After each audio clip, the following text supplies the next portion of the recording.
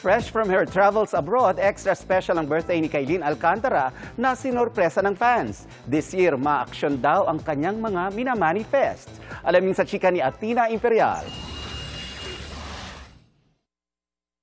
From work mode sa Canada to taking a break in Italy, nag-jet to holidays abroad ang birthday girl na si Beauty Empire star Kailin Alcantara. Well, sa Italy, it's for a wedding and vacation po, so relaxation mode. But nung nag-Canada na ako, I'm so happy na napuntahan ko yung mga Filipino communities sa Canada, sa Toronto, Ottawa, Calgary. I'm just super happy kasi I know na miss nila yung Pilipinas. In between work, nakapanood din siya ng US Open sa New York. Pinakapaborito raw niyang pinuntahan ang Moraine Lake sa Banff National Park sa Alberta, Canada. Nagustuhan daw niya ang tranquility ng lugar. He felt relaxed.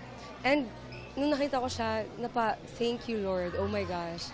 Gawa to lahat ng tatay ko, ng tatay nating lahat. Pagbalik niya sa Pilipinas, hinandugan naman siya ng fans ng isang party para sa kanyang 23rd birthday.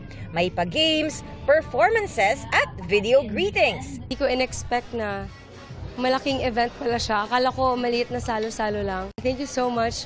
Grabe, sobrang effort nyo.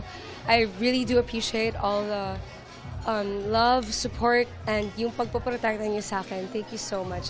Ngayong taon, may minamanifest na particular project si Kailin. Gusto ko magkaroon ng action series or movie, kahit ano po.